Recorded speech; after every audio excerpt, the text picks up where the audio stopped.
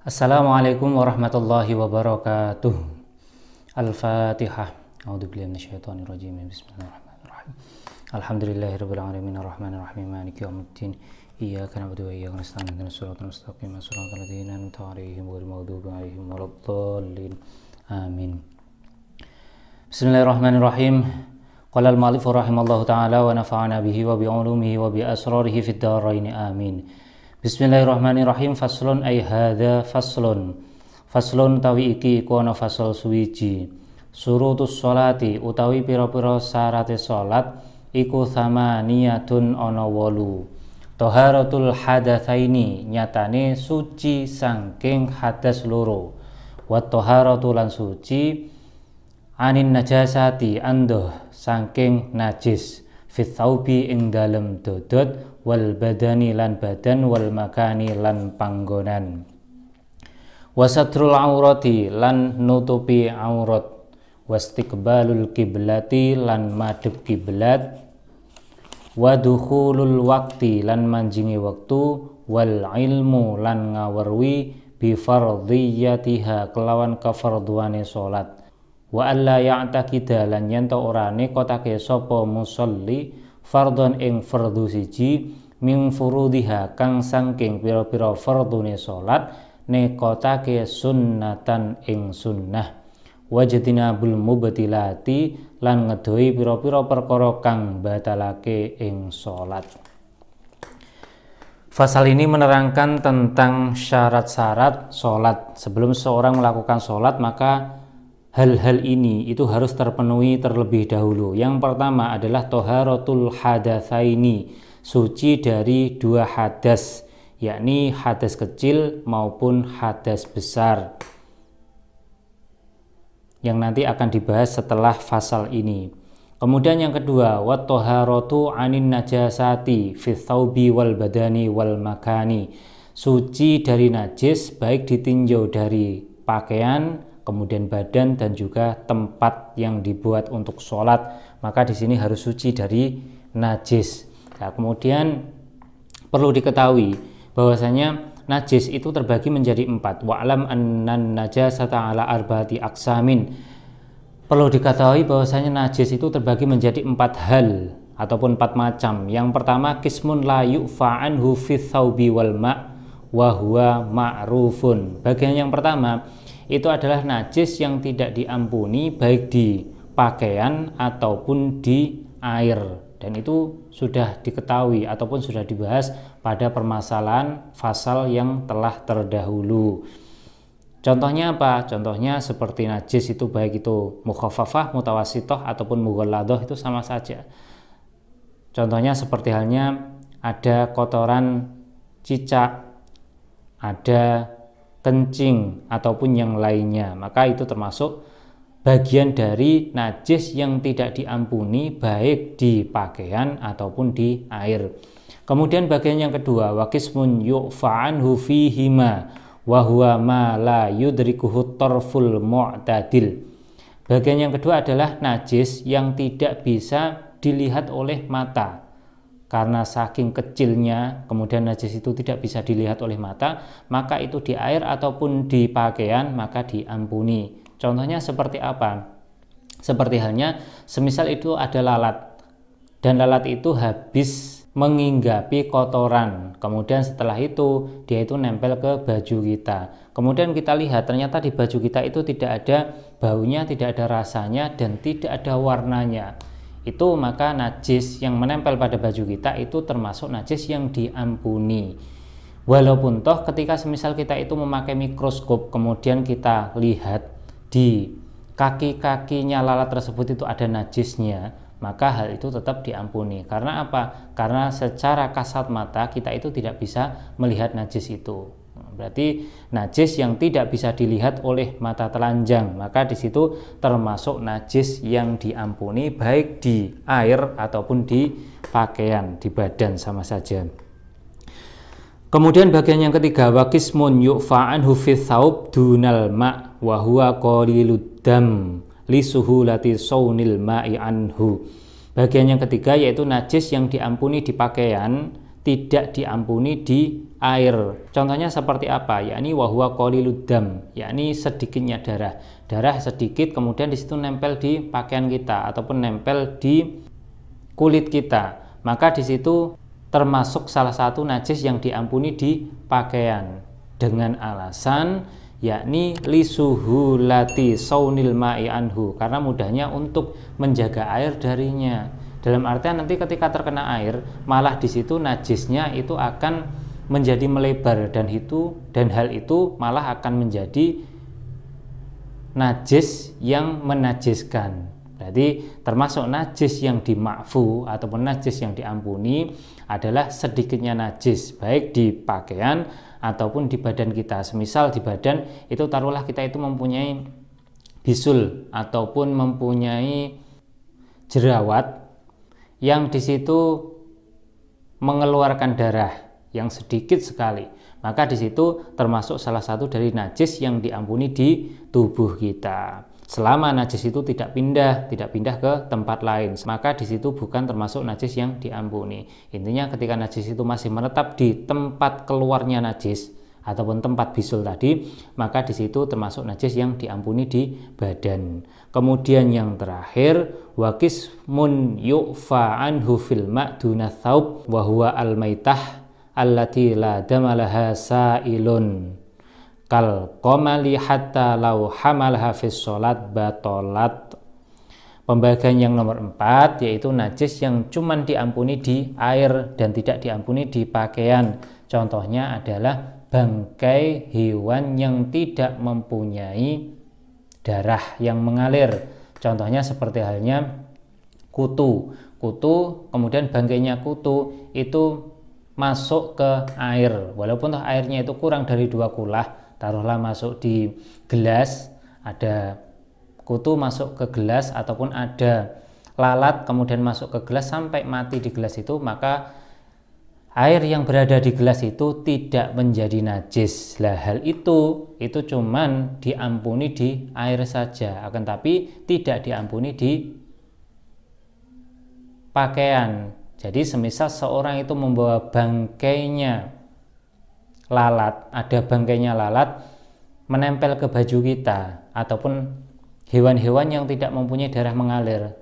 Taruhlah semisal semut, ada semut yang menempel di baju kita, bangkai semut yang menempel di baju kita, kemudian kita sholat, kemudian setelah sholat itu tahu loh ternyata di baju kita itu ada bangkai semut, maka sholat yang kita lakukan itu termasuk sholat yang batal. Karena apa? Karena kita termasuk membawa najis, maka di situ harus mengulangi sholatnya.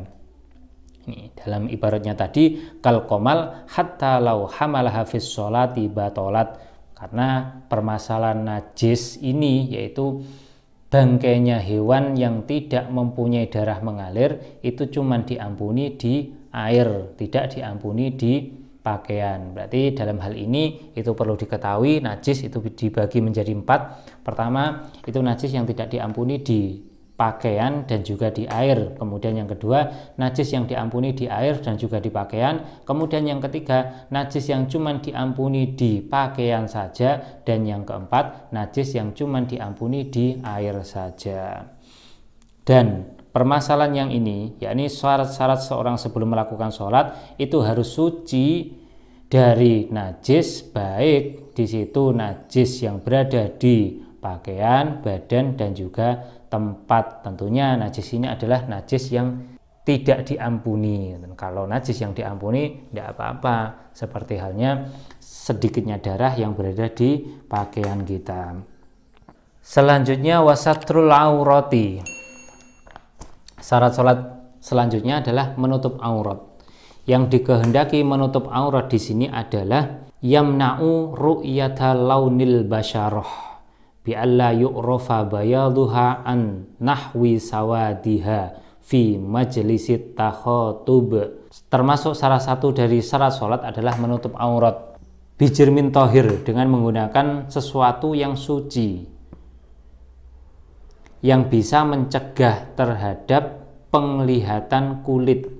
Jadi kulit kita itu bisa tercegah untuk terlihat. Dalam artian di situ bukan seperti halnya satir yang pada permasalahan muzah. Kalau satir dalam permasalahan muzah itu sekira air tidak bisa menembusnya. Kalau ada bahan yang terbuat dari kaca ataupun plastik yang tebal, warnanya walaupun tebus pandang, itu kalau di dalam masalah muzah itu tidak apa-apa. Tapi kalau di dalam masalah satrul aurah di sini itu adalah suatu hal yang bisa menutupi terhadap pandangan mata untuk melihat warna kulit. Ya, seperti halnya terbuat dari kain ini ataupun terbuat dari plastik lah, akan tetapi yang di situ yang bisa mencegah terhadap penglihatan mata. Berarti plastik yang tidak bening ataupun bahan-bahan lainnya, itu bisa dibuat untuk menutupi aurat. Intinya dengan menggunakan jirim yang suci, dzatiyah yang suci, zat yang suci yang bisa mencegah penglihatan mata terhadap warna kulit. Selanjutnya istiqbalul kiblah, yakni menghadap kiblat, baik di situ ainul kiblah ataupun jihatul kiblat. Ini ainul kiblah ataupun menghadap terhadap ain, menghadap terhadap dzatiyahnya kiblat, itu bagi orang yang dekat dengan kiblat, taruhlah berada di Masjidil Haram, maka di situ harus benar-benar menghadapkan badannya, dadanya ke arah kiblat. Nah, kemudian orang yang jauh, semisal di Indonesia seperti ini bagaimana? Maka tentunya dalam hal ini itu terdapat khilafiyah di antara ulama. Ada yang tetap mengatakan harus menghadap ainul kiblah, ada pendapat yang kedua itu boleh jihadul kiblat. Perbedaannya apa? Perbedaannya kalau ainul kiblah kita harus menghadapkan badan kita ke kiblat, ke benar-benar arahnya kiblat itu. Berbeda dengan jihah. Kalau jihah yakni pendapatnya Imam Ghazali, ketika seorang berada di arah timur seperti hanya Indonesia, kita boleh menghadap ke barat. Orang yang berada di selatannya kiblat boleh menghadap ke utara. Demikian juga orang yang berada di utaranya kiblat bisa menghadap ke selatan, dan orang yang berada di baratnya kiblat bisa menghadap ke timur. Lah, Indonesia ini termasuk orang yang berada di timurnya kiblat, maka kita bisa menghadap ke barat. Lah, ini termasuk salah satu dari versi yang kedua, yakni pendapatnya Imam Ghazali bahwasanya sholat itu cukup menghadap dengan jihatul kiblat, tidak harus ainul kiblah. Ini memang terdapat khilafiyah di antara ulama. Yang jelas kalau menurut qaul yang dianggap sahih di dalam syarahnya, istiqbalul kiblah ay li ainiha yakinan fil qurbi wa dhannan fil bu'di la li jihatiha 'ala sahih. Ini qaul yang sahih, yang dianggap sahih pada permasalahan ini, yang dianggap sahih oleh musannifnya dalam artian itu adalah menghadap ke ainul kiblah secara yakin ketika di situ berada pada tempat yang dekat dengan kiblah, dan dhani ataupun persangkaan menghadap ke ainul kiblah bagi orang yang jauh dari kiblah, la li jihatiha, tidak menghadap ke jihatul kiblat. Itu menurut qaul yang dianggap sahih oleh musannif ini. Yang jelas pada permasalahan menghadap ke kiblat itu terjadi khilafiyah di antara ulama. Selanjutnya wadukhulul wakti, sudah masuknya waktu. Ini termasuk syaratnya sholat. Seorang sebelum sholat itu harus mengetahui apakah mau mengerjakan sholat itu sudah masuk waktu ataupun belum. Ketika belum tentunya juga tidak sah. Maka syaratnya sholat itu harus sudah masuk waktunya dulu. Kemudian wal ilmu bi fardiyatiha, mengetahui terhadap kefarduan sholat. Dengan gambaran ai bi kaunis sholah al mafrudoh fardhon. Dalam artian ini mengetahui kefarduan sholat, yakni zuhur, asar, maghrib, isya, subuh itu merupakan sholat-sholat yang difardukan. Selain itu termasuk sholat yang disunnahkan. Berarti mengetahui tentang kefarduan sholat. Kemudian selanjutnya wa alla ya'taqida fardun min furudhiha sunnatan, tidak meyakini satu kefarduan dari beberapa kefarduan sholat dianggap sebagai sunnah.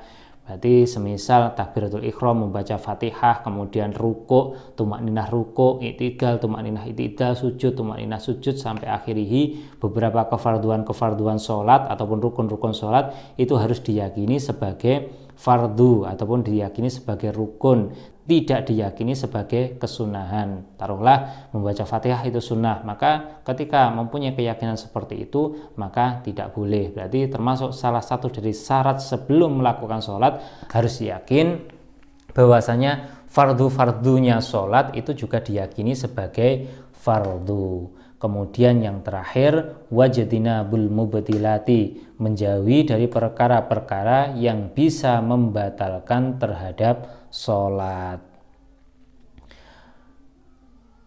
Al-ahdatsu utawi pira-pira hadas iku isnani ana loro. Asgharu nyatane hadas cilik, wa akbaru lan hadas gede. Fal asgharu moko utawi hadas cilik iku ma perkara aujaba kang majibake apa ma al wudu'a ing wudu. Wal akbaru utawi hadas kang gede iku ma perkara aujaba kang majibake apa ma al ghusla ing adus. Pembagian dari hadas itu dibagi menjadi dua. Ini dari sisi kewajibannya, yakni pertama hadas kecil adalah hadas yang menuntut seseorang untuk melakukan wudhu, dan hadas besar ataupun hadas akbar itu adalah hadas yang menuntut seseorang untuk melakukan mandi. Ini ditinjau dari segi tuntutannya. Tapi ada ulama lain yang meninjau bahwasanya hadas itu terbagi menjadi tiga. Ada hadas asghar, hadas ausat, dan hadas akbar. Ini ditinjau dari sisi keharamannya.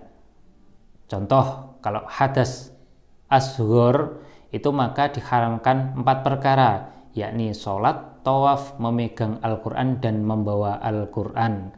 Kemudian hadas ausat itu lebih banyak lagi, yakni diharamkan 6 perkara.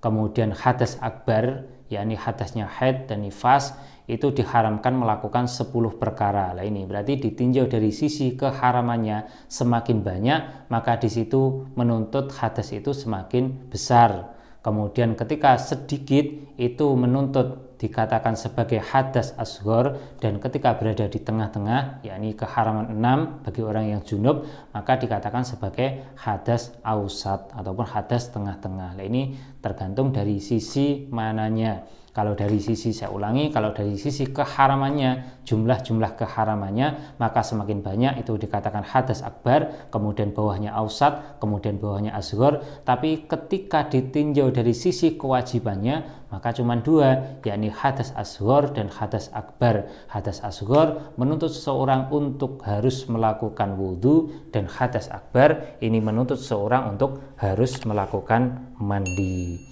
Ilahuna wallahu ta'ala a'lamu bis-shawab. Al-Fatihah. A'udzubillahi minasyaitonir rajim. Bismillahirrahmanirrahim. Alhamdulillahirabbil alamin arrahmanir rahim maliki yaumiddin. Iyyaka na'budu wa iyyaka nasta'in ihdinas siratal mustaqim siratal ladzina an'amta 'alaihim ghairil maghdubi 'alaihim waladdallin. Amin. Assalamualaikum warahmatullahi wabarakatuh.